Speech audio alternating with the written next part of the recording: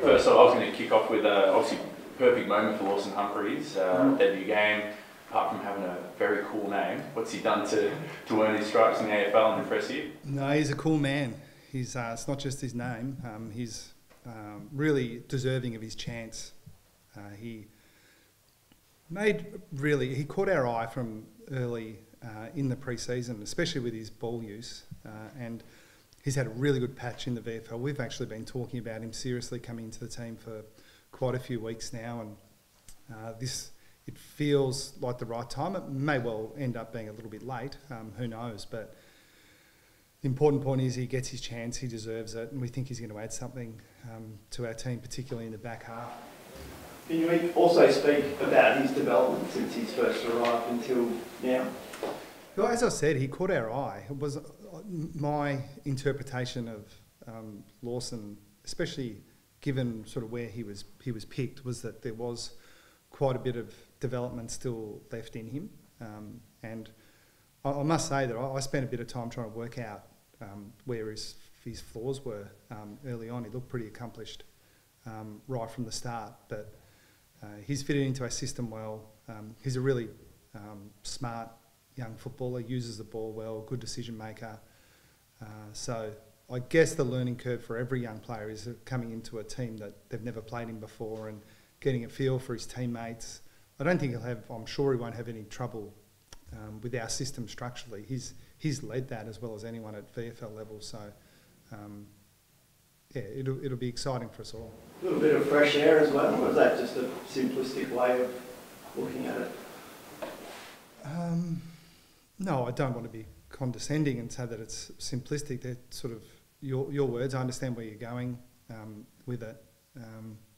But yeah, to push back on the idea, it's not just, something's got to change, so let's have a throw at the stumps with Lawson. As I said, we've been thinking about him for a long time, and we continue to pick the best team we can, but also with a view to the evolution and the development of some of our key young players, and we think he'll come in and improve our team in the short term. And a lot of those young players coming in, if it doesn't work straight away, we'd like to think of it as an investment in the future as well. So those things are much more important to us than making change for change's sake. And I'll probably put Mitch Nevitt in that category as well. Mitch has just been knocking the door down at VFL level with the role that we've been asking him to play, and we think that he will come in and improve us as well. It's not... If Mitch was 29, we'd still be playing him. And the forward line a little bit of a different look as well. And Shannon will get an extended run, I would assume, with time out. No, I think we've got to be careful that we don't assume anything at the moment. Clearly, we're not playing our best football, and we need to find something. So I don't think we'll be locked into making assumptions that players will,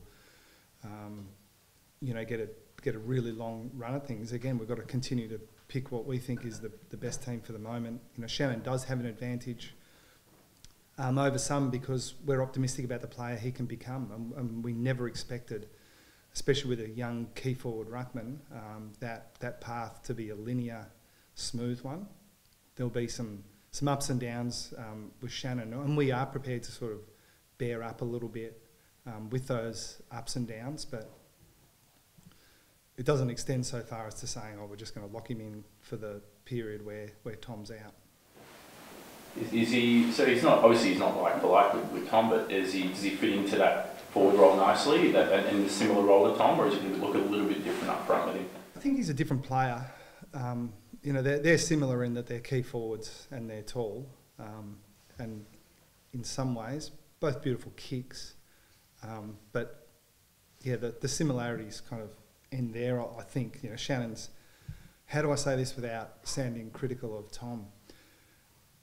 Shannon was a middle distance runner, he was a track athlete, beautiful mover, great speed, great repeat speed, good endurance, full stop. Can play in the ruck too. We're optimistic that he could develop into a guy that does as much ruck work as he does key forward sort of play. but yeah, he does. With Tom going, it makes it a bit easier for us to play him in that key forward position. But we would like to see his agility and his speed as much as we'd like to see his high marking. Any update on Ollie Henry? Obviously, he's been gone through a little bit this week. Saw him train this morning. He didn't look too bad. No, he didn't. And I'm in a way, I'm glad that you saw him because it helps me explain it, because it's a little bit of a difficult one to explain. Ollie just had a little bit of soreness that, as much as anything, led us to be a bit concerned around pushing him. And so we made that call yesterday that he wouldn't play, fully in the knowledge that that might be a little bit of a premature call and he could be good to play. And so there is a chance that, you know, we've taken him out of a game that he otherwise could have played. But as is our policy, we just tend to be conservative with these things, and wanted to set him up to be really good to play well next week. And he's just had a period where he's missed a bit of training. And, you know, even the best players can suffer from a lack of confidence in their body when they just haven't been able to put consecutive sessions together. So he had one of those days on Wednesday, and again, we knew there was a chance that he'd sort of bounce in today feeling really good and be ready to play, but we just decided to chop him out. So I can't remember, maybe not even across what language we used, but there have been players that we've managed out in the past that are in a similar boat to Ollie. Chris, just to clarify, is that the hamstring again? It's not really, Tom. No. It's I'm wary of being too specific because I'll get it wrong. This is one, and I'm trying to sort of move towards a model where the people that know what they're talking about in this area are the spokespeople for it. And this has never felt right to me that the coach is the one talking about nuanced, specific injury issues.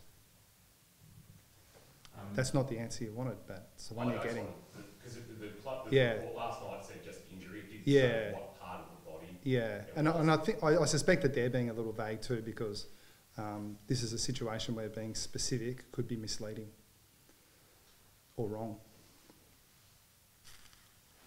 Zach Merritt's had an incredible season so far. Could you go into some detail how you might curb his influence on the weekend? Not really, other than to say we've thought about him a lot, and I've watched what it seems you've watched as well. But I knew he was a good player a long time ago, and he's really important to them. He's probably a bit similar to one or two of our guys in that he a long time ago stopped going into games, I imagine, hoping that he wouldn't get close attention. Now you just kind of expect it.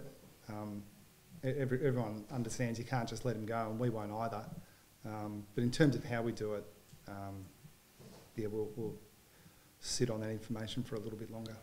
Just going back to Lawson, do you have like a little personal moment with him? Any one-on-one conversation, or is that more for somebody else?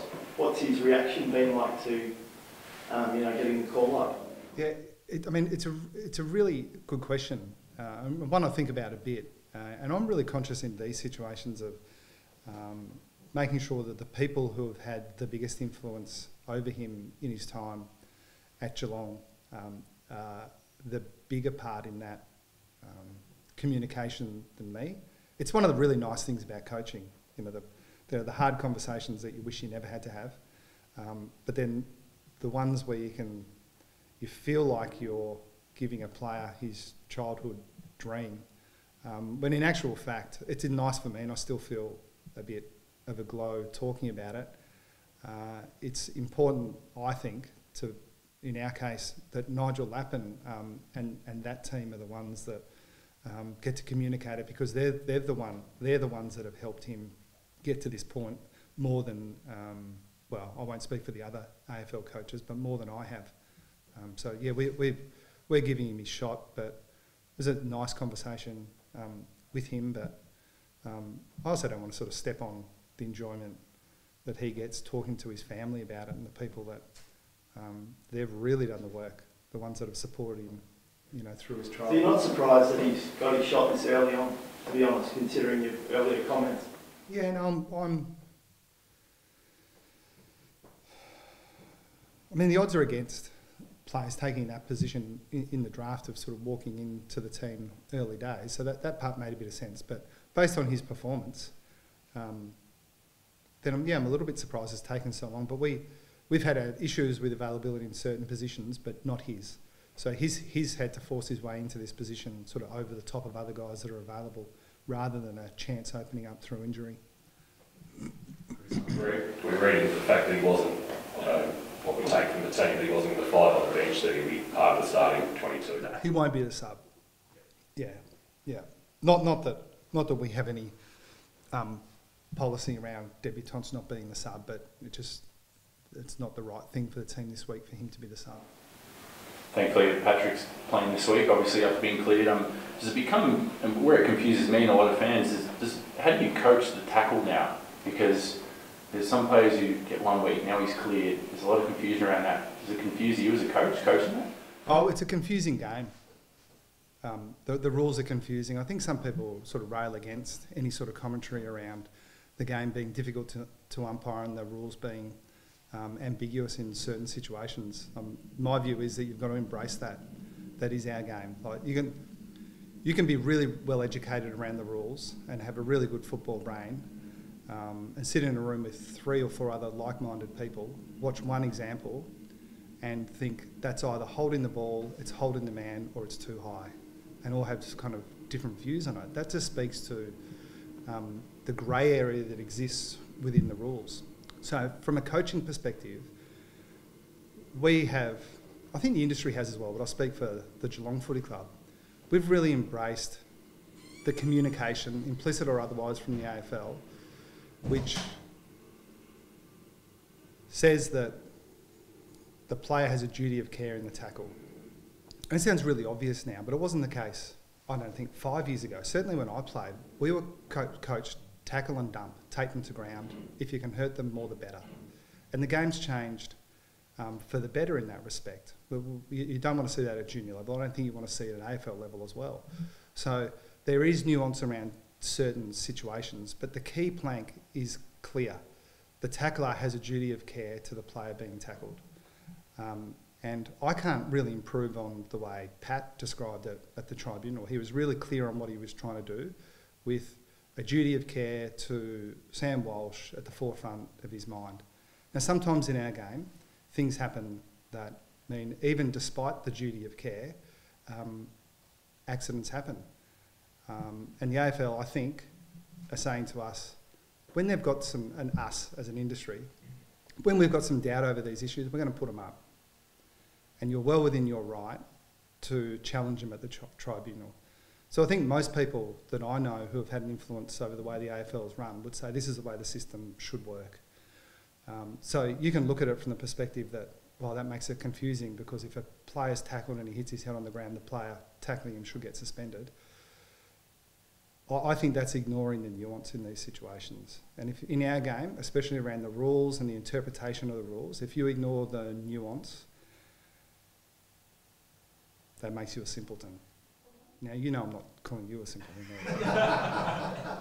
Of course not, no. It was an all console. Well, did I just say that? Like